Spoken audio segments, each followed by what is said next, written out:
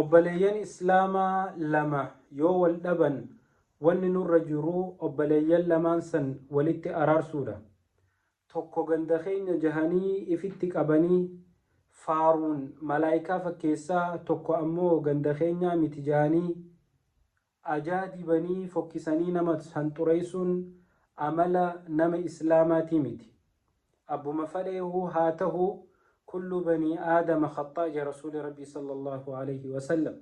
Ilma namaa tahee kan dogongorre hin jiru.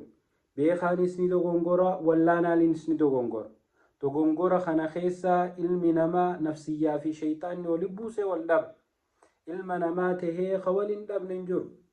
Namni lama gaafa wal dhabe ammoo wanni gaariin ta godhanii rabbi biraa hillee sawaaba guddaa itti arkatan obboleeyyan lamaan san walitti araarsuutu shari'aa islaamaa keessatti filatama, akkasuma aadaa oromoo keessattis.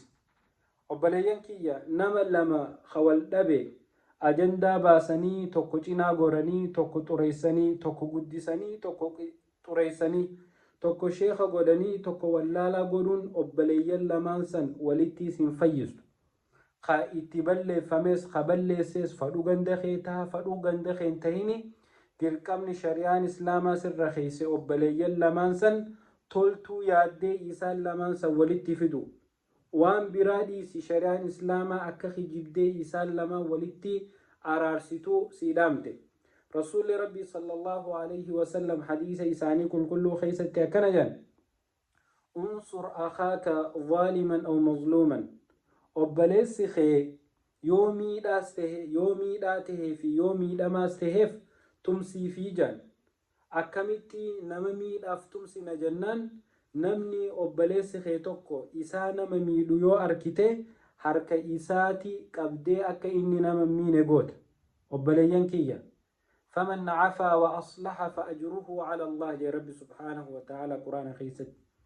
Irra gaaliin dalagaa ta rabbiin sawaaba gurguddaa itti namaa katabu dhiifama walii godhuu fi akkasuma nama lama jidduutti maslahaa yaadanii araara buusu wa aslaha fa ajruhu cala Allah.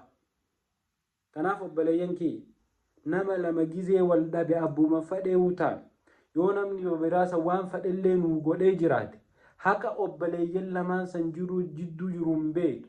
Aboo atis dhaabbadhu rakkoon isin jidduu jirtu maali jaanii gatteessisanii obboleeyyan lamaa walitti araarsan malee tokko keessaa as qabatanii ganda keenya kaan ammoo ganda keenyaa miti. Dhukkuba gandummaatii fi dhukkuba shanyummaa hamaatu hawaasa keessa deemu jira. Keessaafuu wanni akkanaa namni akkaan irraa fokkottu nama shari'aa beeku ka da'waa godhu ka nama dura bu'ee nama hoogganurraa wanni akkanaa ni fokkotti. Namni rabbiin diin isin barsiisee nama dura dhaabbattanii waa himtan gaafa namni lama wal dhabe kara nama tokkoo gortanii nama tokko irratti hin duulina.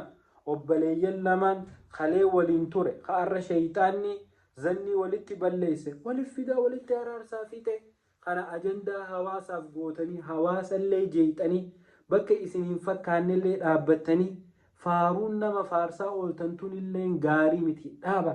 Shari'aa islaamaa keessa dila kana nama faarsuun illee hin jirtu.